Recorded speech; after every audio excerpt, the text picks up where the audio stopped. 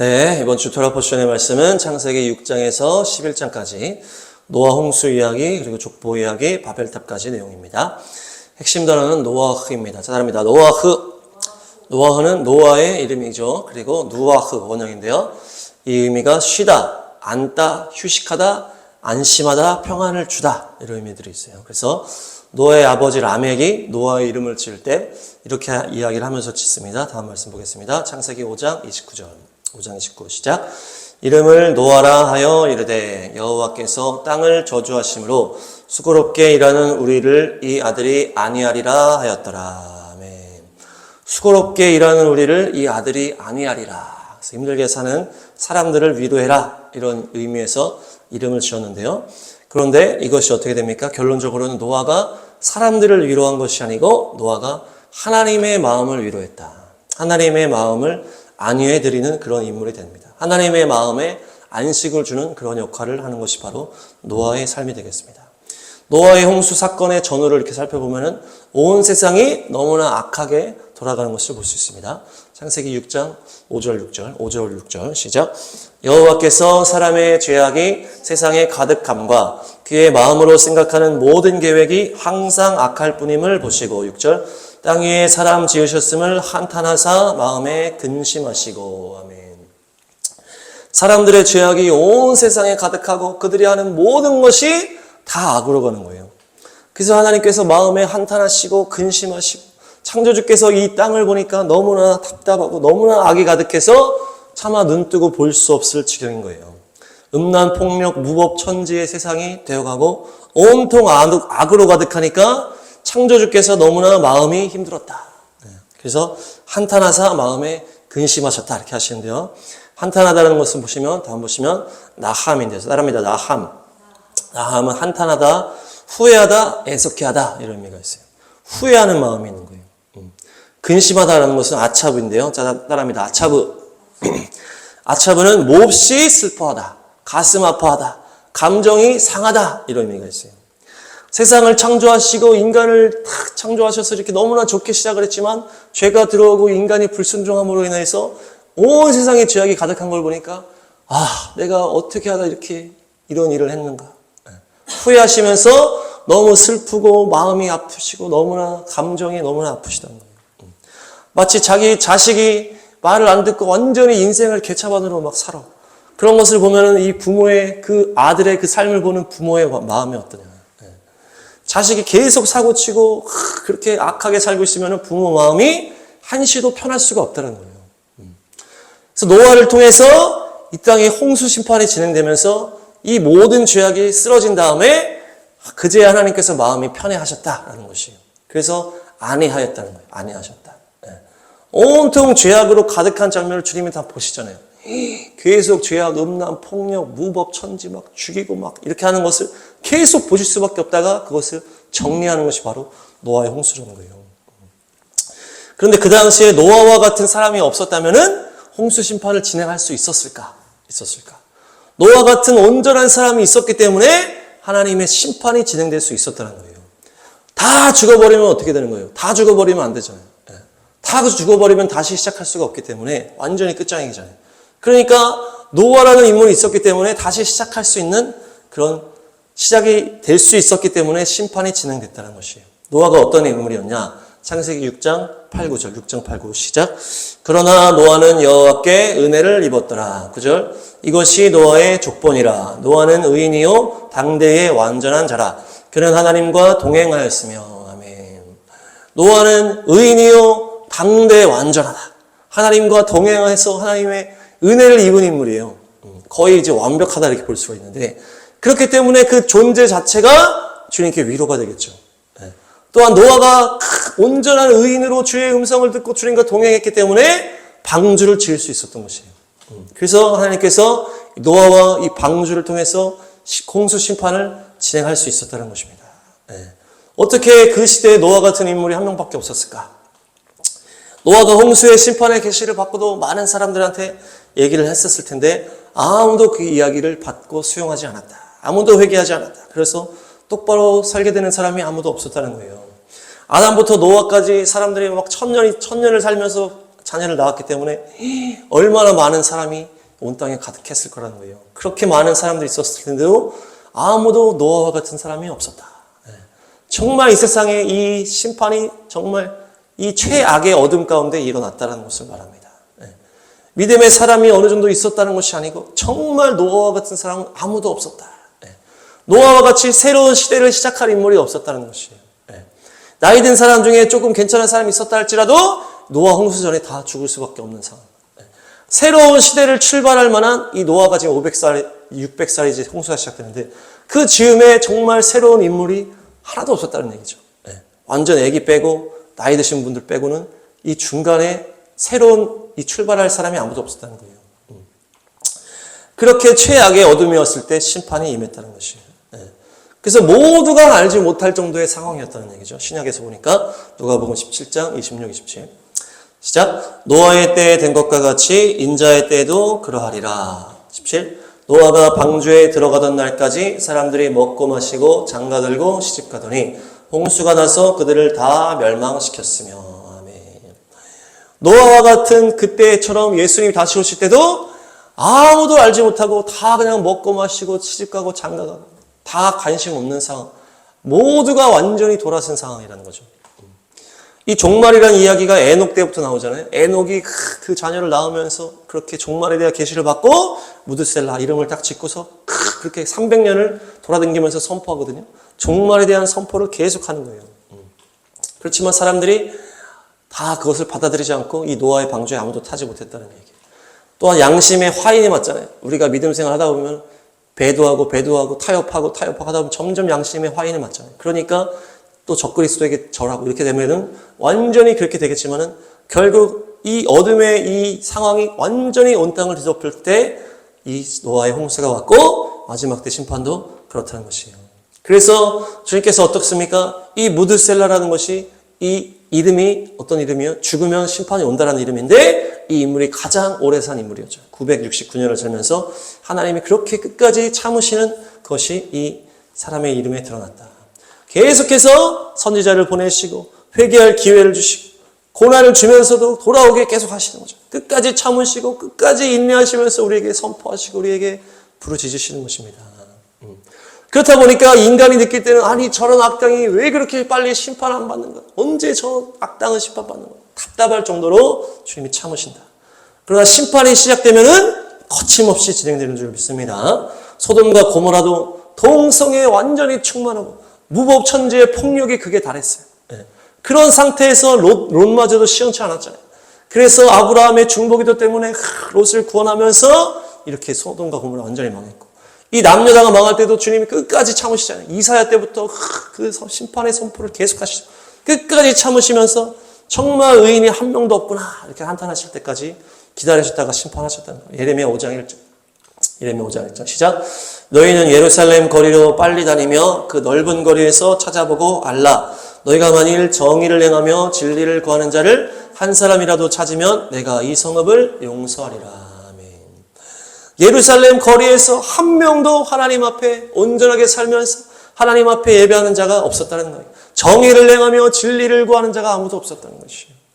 그래서 우리가 나가서 이렇게 선포하고 이렇게 하는 것이 또 중요하다. 우리가 어제도 또 이스라엘을 지지하면서 이렇게 나가서 선포하였는데 예루살렘에 의인이 없었다는 것은 그 전 지역은 다 말할 것도 없다는 얘기죠. 예루살렘은 성전이 있는 그 지역이기 때문에 그곳에도 없다라는 건 다 아무도 없다는 얘기예요. 그렇게 완전한 어둠 가운데 어린아이들, 노인들 빼고는 완전히 어둠 가운데 있을 때에 주님께서 심판하시는 것이에요. 노아의 홍수 심판으로 인하여 어둠과 죄악과 그 더러움이 청소되면서 하나님의 마음에 안식이 임했다는 것이에요. 마치 예수님의 재림도 똑같다.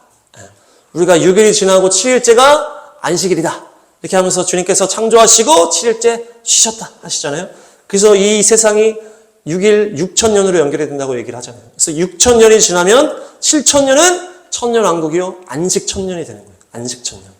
그래가지고 주님께서 이 새로운 심판 이후에 새로운 땅을 시작하면서 주님이 안식하시는 거예요. 이 더 이상 이 죄악의 현장을 볼 수 없고 이제는 마음이 편히 쉴 수 있는 그런 안식 천년이 바로 예수와의 천년 왕국이라는 것이에요. 그런 원리에서 이 노아의 홍수와 예수와의 심판이 재림 심판이 같은 맥락이다. 그래서 지금도 주님께서 이 노아의 세대를 찾고 계시는 줄 믿습니다. 의인이요 당대 완전하고 하나님과 동행하는 자. 그를 찾아서 나머지를 심판하고 그를 새로운 안식으로 데리고 들어가기를 원하신다. 그렇게 하나님은 죄악 가운데 심판을 원하시는 것이에요. 그것이 하나님의 거룩함입니다. 네, 저희가 계속 얘기했잖아요. 이 벌레를 죽이고 막 모기를 죽이고 하는 거 우리가 완전히 단호하잖아요. 전혀 머뭇거리죠. 그것 똑같이 하나님은 죄악의 심판 떨어지는 것은 주님의 거룩하심의 이 속성이라는 것이에요. 그런데 의인이 있어야, 남은 자 그릇택의 세대가 있어야만 심판하실 수가 있다는 것이에요. 그래야 그 심판을 기억할 수 있고 그 다음 세대가 그것을 알 수 있다는 것이에요. 다 죽어버리면 누가 그 상황을 전달할 수 있겠어요? 저 땅이 저 안에 사는 인간들이 얼마나 타락하고 얼마나 죄악 가운데 있었는지를 알아야 그 심판이 합당하고 그 이후에 세대에게 전달이 되는 것이죠. 얼마나 타락하고 죄악, 폭력, 음란, 동성애로 잔혹함으로 가득했었는지를 증언할 사람이 필요하다는 것입니다. 그래야만 하나님께서 심판을 하고 하나님의 공의와 심판이 세워지는 것입니다. 그것을 증언한 인물이 바로 노아 가족이었다는 것이에요. 그 세대가 얼마나 악하고 얼마나 타락했는지 노아는 증인이 되는 것입니다. 그 가족들은 아는 것이에요. 비가 하나도 오지 않았다고 했잖아요. 그 당시. 그래서 땅에서만 다 이게 수분이 올라오는 그 시대였기 때문에. 그런데 산 꼭대기에 엄청난 그 배를 짓고 있을 때 얼마나 사람들이 무시하고 욕을 했겠냐고. 그러니까 가족 말고는 아무도 타지 않았다는 거예요. 얼마나 사람들이 욕을 하고 무시하고 이렇게 했을지. 그러니까 마지막에 그 순간에는 노아 자식들에게는 자녀도 주지 않으셨다는 얘기예요. 노아 자녀들이랑 그 며느리밖에 안 들어갔잖아요. 그들에게는 자녀들이 없었다는 얘기예요. 그러니까 어린아이들이 없었다는 얘기예요. 어린아이들이 그 마지막 때 살면은 사람들이 조롱받고 무시당하고 그 엄청난 박해와 그 압박을 어린아이가 그거를 견딜 수가 없기 때문에 성인 커플 8명만 딱 있었다는 얘기예요. 그만큼 그 상황이 압박이 그 엄청난 어려움이 있었다는 얘기죠. 마지막 때 예레미야에게도 너는 결혼하지 말고 아기도 낳지 마라 이렇게 했잖아요. 자녀가 있고 아내가 있고 이러면 그 압박을 받아야 되는데 예레미야가 막 감옥에도 계속 들어가야 되고 감당할 수 없다는 얘기예요. 그래서 대환란이 시작될 때 젖먹이가 있으면 안 좋다 이렇게 얘기하시는 거거든요.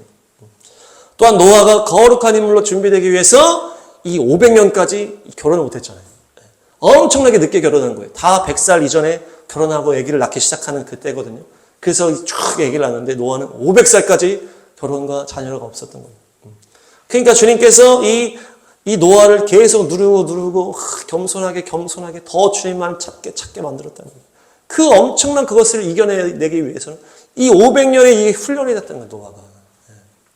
그래서 내가 그 당시 결혼 못하고 자녀 없는 그런 거에 어떤 그 서름이라든지 어떤 그런 무시당한다든지 그런 걸 견디면서 계속 주님을 의지하고 주님을 바라보고 하면서 믿음의 시간을 계속 500년 동안 살아왔기 때문에 이 노아가 홍수를 감당하고 이 마지막 때를 돌파할 수 있는 믿음으로 세워졌다는 것입니다.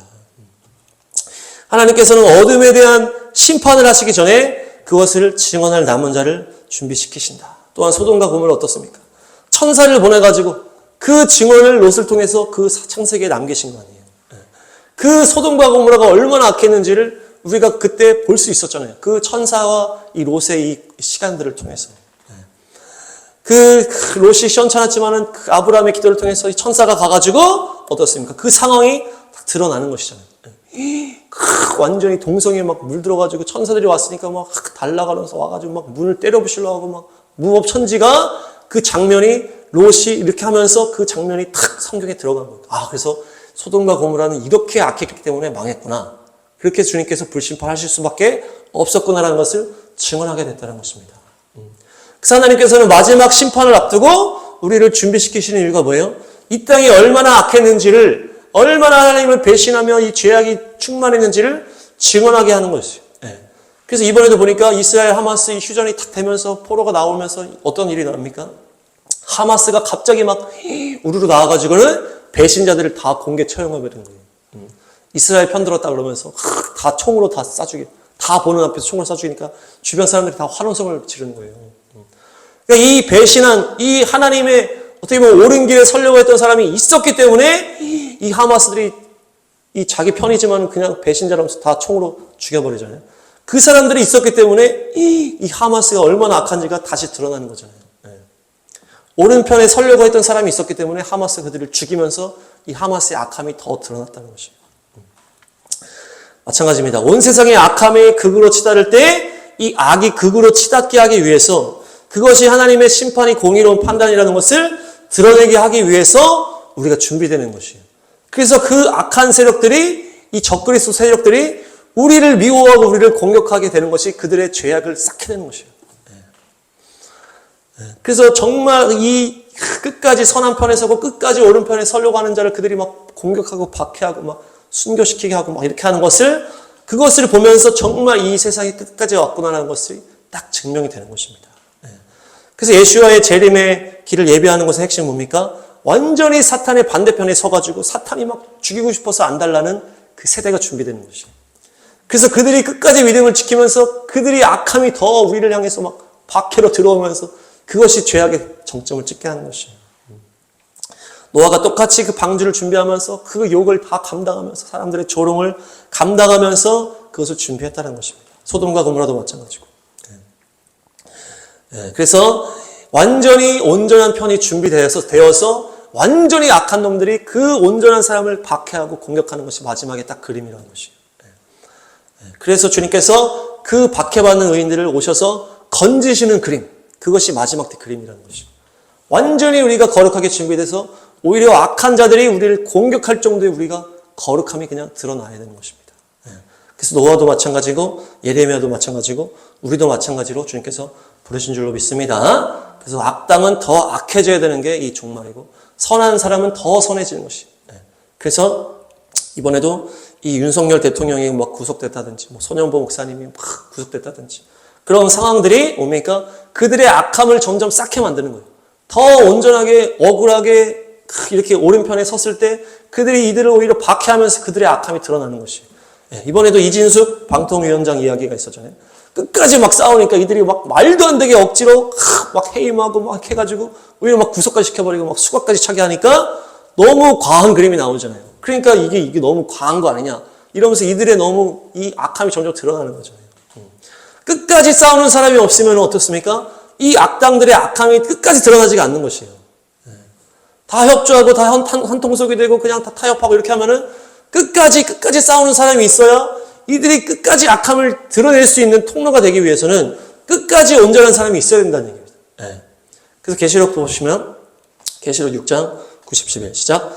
다섯째 인을 떼실 때에 내가 보니 하나님의 말씀과 그들이 가진 증거로 말미암아 죽임을 당한 영혼들이 제단 아래에 있어. 10절. 큰 소리로 불러 이르되 거룩하고 참되신 대주제여 땅에 거하는 자들을 심판하여 우리 피를 갚아주지 아니하시기를 어느 때까지 하시려 하나이까 하니. 11. 각각 그들에게 흰 두루마기를 주시며 이르시되 아직 잠시 동안 쉬되 그들의 동무종들과 형제들도 자기처럼 죽임을 당하여 그 수가 차기까지 하라 하시더라. 아멘. 순교자들이 언제까지 이 피를 안 갚아주십니까? 언제까지 이 악함을 그대로 내버려 두실 것입니까? 탄원하니까 뭐라 그러는 거예요? 순교자가 더 차야 된다는 거예요. 이것이 그 얘기예요. 악당들의 악이 더 차야 된다. 더 온전한 사람들이 더 온전하게 돼서 그 악당들이 온전한 사람을 계속 더 죽이는 그림이 나와야 된다는 얘기예요. 그것이 악은 더 차고 온전함은 더 깨끗해지고 그것이 하나님이 마지막 때 준비하시는 그림이라는 것이에요. 그래서 우리가 그것을 준비하는 것입니다. 끝까지 싸우고 끝까지 순결하고 더 거룩하여서 그냥 악이 보면은 우리를 죽이지 못해서 안달 정도 그럴 정도의 빛이 그대로 있어야 되는 거예요. 그것이 바로 우리 예수님이 오실 길을 준비하는 줄 믿습니다.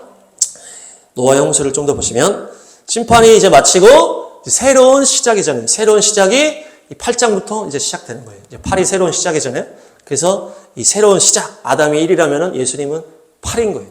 예수님은 8. 새로운 시작이고 노아의 홍수 이후에도 8명이 딱 살아남잖아요. 그래서 하나님께서 이 세상을 싹 리모델링 하시잖아요. 그렇죠? 그래서 새롭게 시작하는, 리모델링을 새롭게 시작하는. 그전에는 900년 이상 살던 그 수명을 쫙 줄여가지고 120세로 딱 줄이고, 그러면서 이제 막 동물도 먹게 하고, 이렇게 하면서. 그래서 120세로 낮췄기 때문에 지금도 기네스북에는 이 120세가 이제 거의 최대치다. 이렇게 하잖아요. 그래서 다음 보시면 새로운 시작의 말씀. 창세기 8장 4절 시작. 일곱째 달 곧 그 달 11의 날에 방주가 아라랏산에 머물렀으며. 아멘. 일곱째 달 17일. 방주가 아라랏산에 딱 멈추는 거 이때. 이 아라랏산은 하나님의 산이다. 하나님의 산이다. 그래서 우리가 이 R이라고 하는 이 고대 언어가 R에서 이제 L이 된 것이고, 그러면서 R이 우리나라 이제 R이랑 연결된다. 이렇게 하면서 이 R은 하나님을 말하는 R이라는 것이에요. 네, 그래서 또 이 삼국유사 이야기 보면 우리나라 옛날 이야기 뭐 박혁것의 고주몽이 R에서 나왔다. 이런 것들이 하나님한테서 나왔다는 것을 이제 그런 것으로 이해할 수가 있고, 이 노아 홍수가 이제 정착한 그 땅의 이름이 아르메니아라는 거예요. 아르메니아. 그래서 R은 하나님이고 매는 우리가 매산 이렇게 하잖아요. 그래서 매가 산입니다. 그래서 하나님의 산을 말하는 것이에요. 그러니까 방주가 하나님의 산에 탁 멈췄다 이런 얘기예요. 그래서 막 그 지역에 지금 아직도 그 홍수 이후에는 완전히 거기가 눈밭이었기 때문에 이게 이 방주가 거기 숨어 있을 것이다 이렇게 얘기를 하잖아요. 일곱째 달 17일 열일의 날이 10 플러스 7이잖아요. 이 세상에 충만 10 그리고 새로운 완전한 7이 딱 붙었죠. 17. 그래가지고 이 새로운 완전한 출발을 하는 건데, 이때 중요한 건 뭐다? 하나님의 산에 머물러라. 이 메시지인 거예요. 새롭게 리모델링된 이제 새로운 삶을 니네가 시작할 건데, 이때 중요한 메시지 첫 번째가 하나님의 산에 머물러야 된다.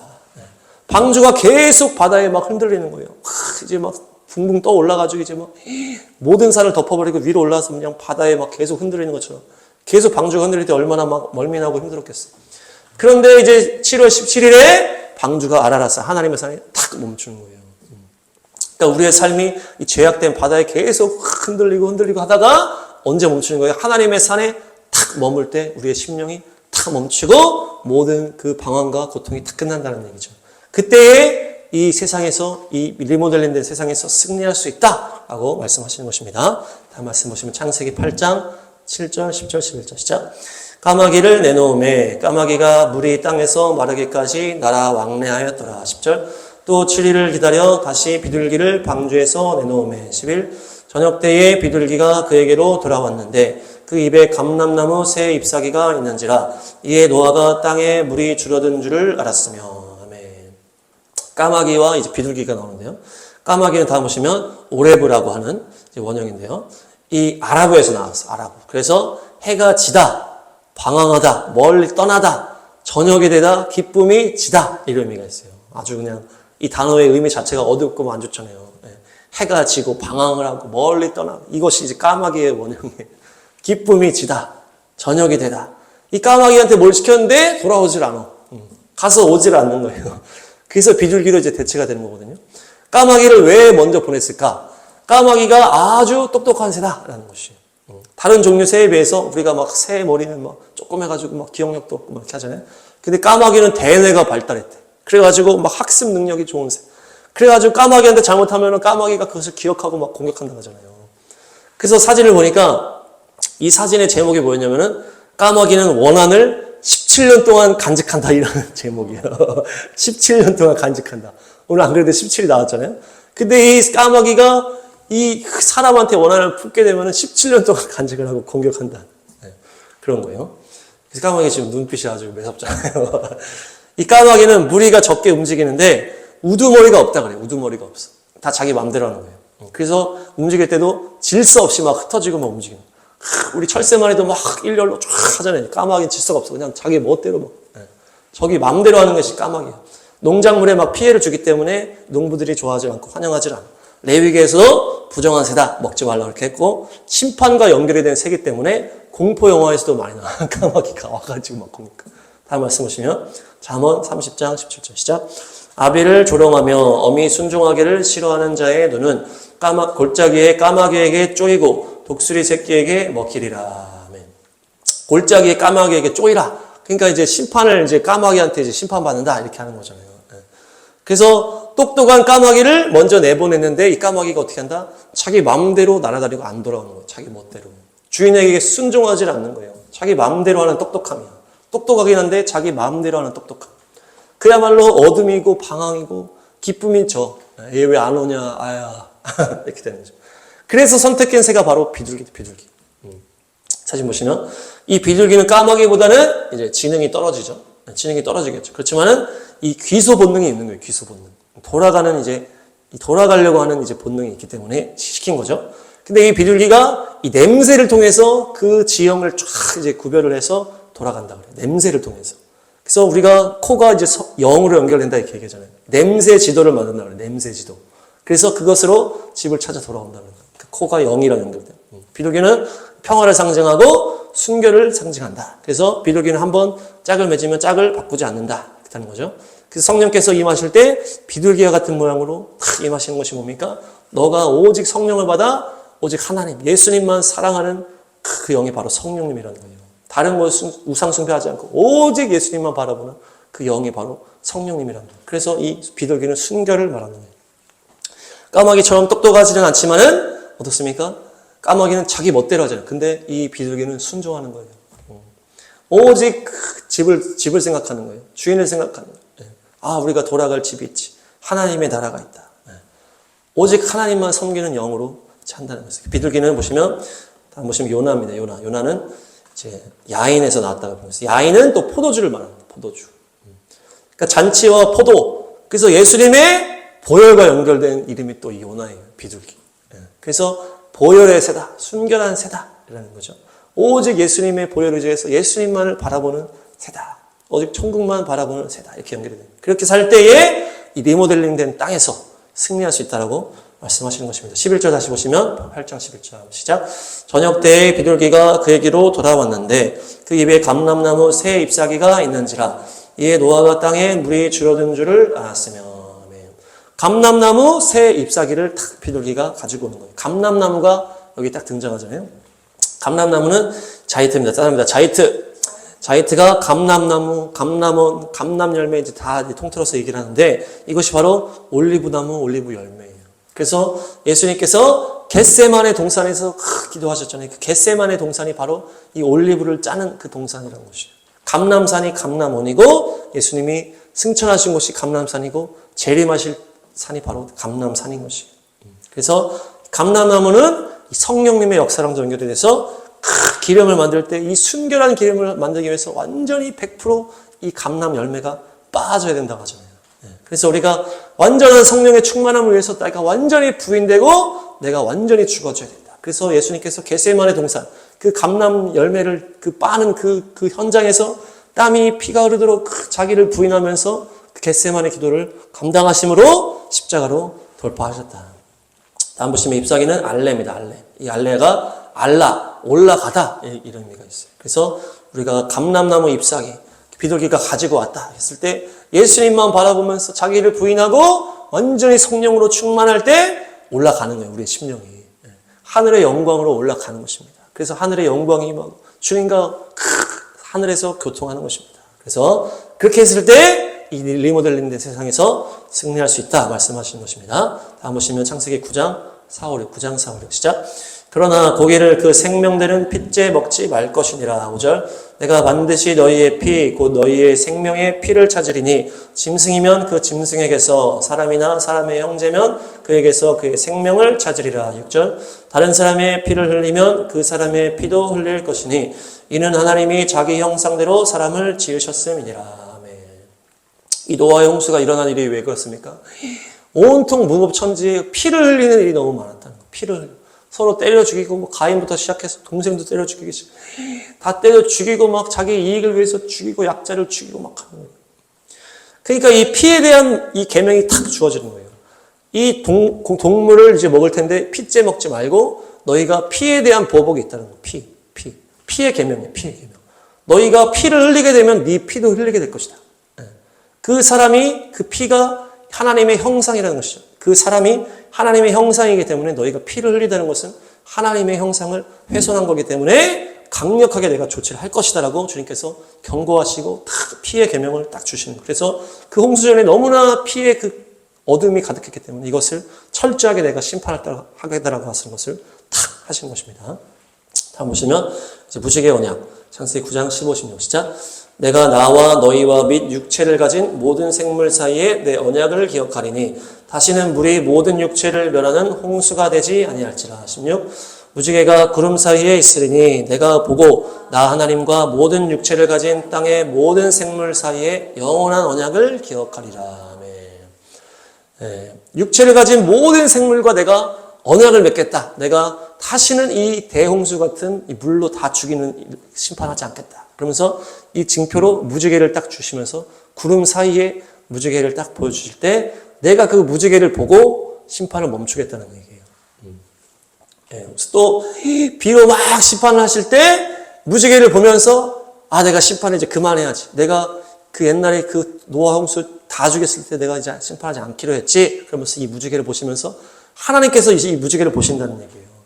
하나님께서 이 무지개를 보면서 내가 이 물로 하는 이 심판을 내가 이제 그만해야 되겠다. 주님께서 이렇게 주님 약속을 하시면서 내가 너희를 물로 다 죽이는 일이 없을 거다. 그러면서 주님이 내가 심판하는 것을 이 무지개를 보고 멈추겠다. 라고 하시는 거예요. 그래서 이 무지개는 십자가로 연결이 됩니다. 무지개는 한글로 이 물지개에서 나왔다고 하잖아요. 물지개. 다음 사진 보시면. 그래서 이 물지개는 물의 심판이잖아요. 물 심판. 그러니까 그 물을 짊어진다는 것이 내가 너희를 위해서 이제 내가 그 심판을 짊어질 것이다. 그래서 무지개나 이런 모양이고 십자가도 이제 그런 모양이라는 것이죠. 그래서 이 무지개와 십자가가 연결이 된다. 그래서 내가 심판을 짊어짐으로 너희를 이제 물로 심판하지 않겠다. 이렇게 해서 주님께서 구원의 계획을 시작하시는 것입니다. 다음 보시면 마지막 에피소드는 가나안의 죄악에 대한 이제 내용인데요. 9장 22, 23 시작. 가나안의 아버지 함이 그의 아버지의 하체를 보고 밖으로 나가서 그의 두 형제에게 알림해. 23. 셈과 야벳이 옷을 가져다가 자기들의 어깨에 메고 뒷걸음쳐 들어가서 그들의 아버지의 하체를 덮었으며 그들의 얼굴을 돌이키고 그들의 아버지의 하체를 보지 아니하였더라. 아멘. 노아가 포도주를 먹고 취하여서 옷을 다 벗고 잠들었어요. 그것을 둘째 아들 함이 아버지의 하체를 보고 이것을 막 안 좋게 소문을 내는 거예요. 이 얘기를 듣고 셈과 야벳은 뒤로 돌아와가지고 아버지의 하체를 덮어주면서 이것을 이렇게 하는 것이. 그런데 이것이 이 하체, 다음 보시면 하체가 에르바라는 단어인데요. 사람은 에르바는 벌거벗음이라는 의미가 있어요. 속살과 틈, 이것을 의미하는데요. 아라라고 발가벗다라고 거기서 나왔어요. 그래서 이 단어가 아담과 하와의 이야기로 연결이 되는 것이에요. 다음 보시면 2장 25절 시작. 아담과 그의 아내 두 사람이 벌거벗었으나 부끄러워하지 아니하니라. 벌거벗었으나 부끄러워하지 않는다는 것이 이 에덴 동산, 천국의 기쁨을 말하는 것이에요. 노아가 장막 안에서 포도주 안에서 취해서 옷을 벗었다는 것은 천국의 기쁨이 임하여서 벗어버렸다는 것이에요. 그래서 모든 것을 이제 드러냈다는 얘기죠. 우리가 주님 앞에 주님의 은혜 안에 가서 나의 마음을 다 쏟아내는 거죠. 이 모든 천국의 기쁨이 임하니까 자기의 모든 것이 그냥 제어가 안 되는 것이에요. 그래서 벌거벗음은 천국의 기쁨이 임하는 것과 연결이 되는 것이에요. 그래서 하나님의 영광의 임재에 들어간 이 노아라는 것이에요. 그래서 사울 왕도 어떻습니까? 한번 보시면 사무엘상 19장 24 시작. 그가 또 그의 옷을 벗고 사무엘 앞에서 예언을 하며 하루 밤낮을 벗은 몸으로 누웠더라. 그러므로 속담에 이르기를 사울도 선지자 중에 있느냐 하니라. 무슨 일입니까? 이 사울 왕이 다윗을 죽이려고 쫓아갔는데 사무엘의 그 예언 집회에 들어간 거예요. 사울 왕이. 근데 거기 들어가서 완전히 성령이 압도되니까 옷을 벗고 막 예언을 하다가 들어 누워가지고 있었던 얘기예요. 또한 다윗이 완전히 성령에 충만해가지고 막 옷이 벗겨지는 줄도 모르고 막 춤을 추잖아요. 우리가 막 다윗처럼 했던 것처럼. 그것이 뭡니까? 완전히 하나님의 굴복되고 성령에 취해져가지고 완전히 술에 취한 것처럼 이런 상태를 말하는 것이에요. 이 벌거벗음이라는 이 단어가 그렇게 연결이 되는 것입니다. 그런데 이 둘째 아들은 이것을 이상한 일인 양 퍼뜨리고 다니는 것이에요.